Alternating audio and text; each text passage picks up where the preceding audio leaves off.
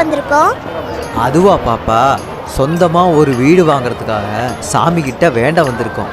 நம்ம இருக்கிறது சொந்த வீடு இல்லையா? உங்க தாத்தா தான் இதுக்கு பதில் சொல்லணும்.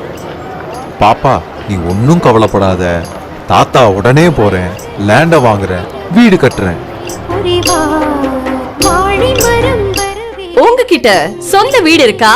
அடிச்சு புடிச்சு தேனா கூட கிடைக்காத அதிர்ஷ்டம் இப்போ உங்களுக்கு அடிக்க போகுது. ரோட்டு மேலேயே சைட்டு, பீச்ல இருந்து 4 கிலோமீட்டர்ல ரைட்டு.